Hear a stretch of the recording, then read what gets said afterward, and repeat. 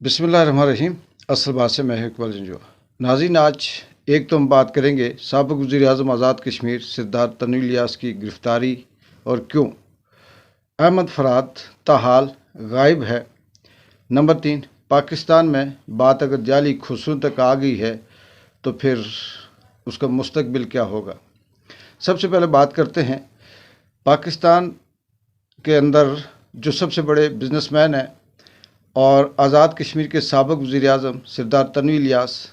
जो पहले बिजनेसमैन के नाम से जाने जाते थे, लेकिन अब वो आज़ाद कश्मीर के साबिक़ वज़ीर-ए-आज़म के नाम से भी उनके नाम के साथ टैग लगा हुआ है। उनको गिरफ़्तार किया गया, एफआईए ने गिरफ़्तार किया। उनके ऊपर एफआईआर थी जिसके बहुत से उनके दफ्तर में हमला करना या कुछ बंदे लेकर, तो ये कहा गया जी कि उन्होंने दफ्तर के अंदर तोड़ फोड़ की और बहुत कुछ। ये सारी चीज़ें अपनी जगह पे। पहला सवाल ये पैदा होता है कि वो एक तो आज़ाद कश्मीर के साबिक़ वज़ीर-ए-आज़म थे, दूसरा वो बिजनेसमैन हैं, ठीक ठाक पैसों वाले हैं,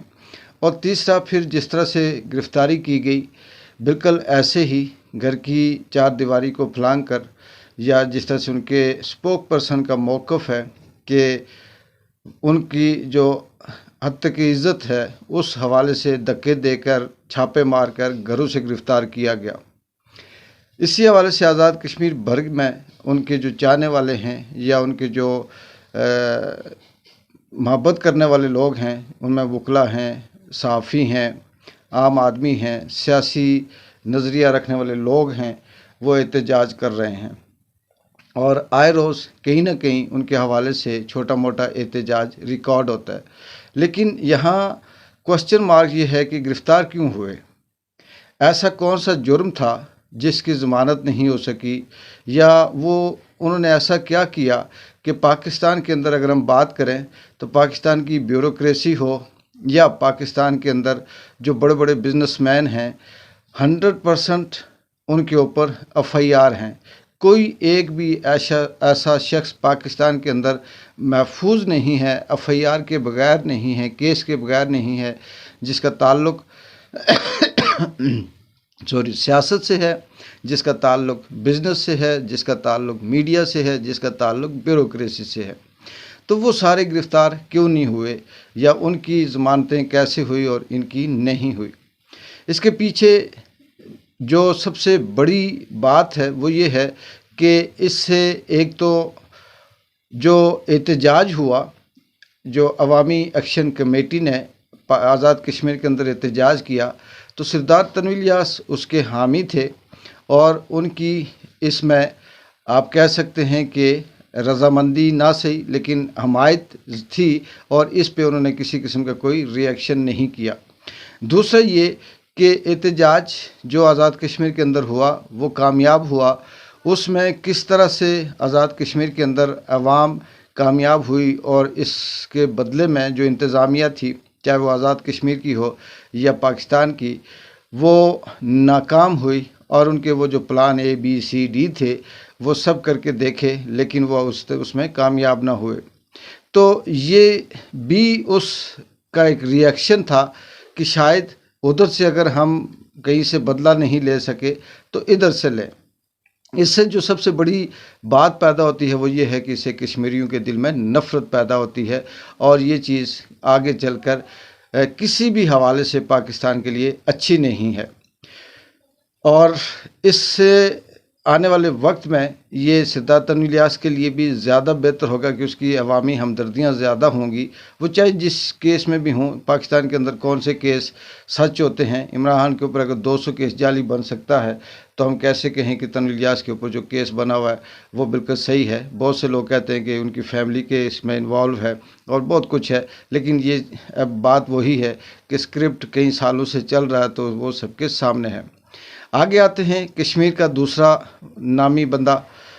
अहमद फ़राद, जो शायर भी हैं, सहाफ़ी भी हैं, और उन्होंने अपनी नज़म भी कही और कुछ व्लॉग भी वो बनाते थे। वो कुछ दिनों से ताहाल लापता हैं, गायब हैं। इस हवाले से केस भी चल रहा है जिसमें कल जुमा है और जुमे को उनका जो वकील है और जो जज हैं उन्होंने طلب किया है कि उनको पेश किया जाए। अब ये देखते हैं कि कल क्या होगा। लेकिन ये भी दूसरा बड़ा टेस्ट केस है, और अगर वो इसी तरह से गायब रहे तो ये भी कश्मीरी और पाकिस्तानियों के दरमियान एक नफ़रत पैदा करने की साजिश है, और इसमें किसी सूरत भी जो कश्मीरी हैं वो पाकिस्तान के हवाले से अच्छे तासुरात नहीं रखेंगे। इसी तरह से कश्मीर की गाड़ियों को वहाँ सुल्ताना फाउंडेशन में रोक कर ज़बरदस्ती उनके ऊपर पाक फौज जिंदाबाद या पाकिस्तान जिंदाबाद का वो जो पेंट करना, लिखना, लगाना, ये भी तासर इसका मनफी जाता है।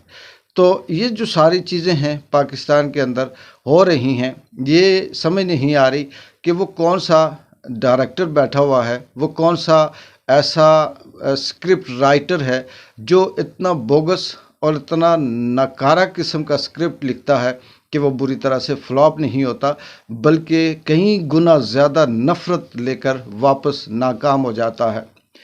पाकिस्तान में बात वही है कि बात अगर खुसरों तक आ गई,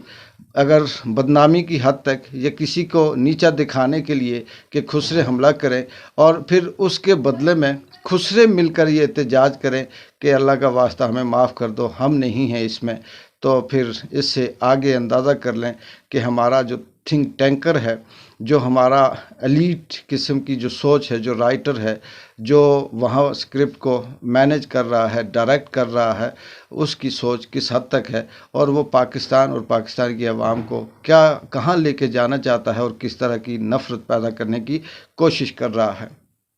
बात शुरू हुई थी ये सारी चीज़ें स्क्रिप्ट राइटर की, ज़बरदस्ती अगवा की, मार धाड़ की,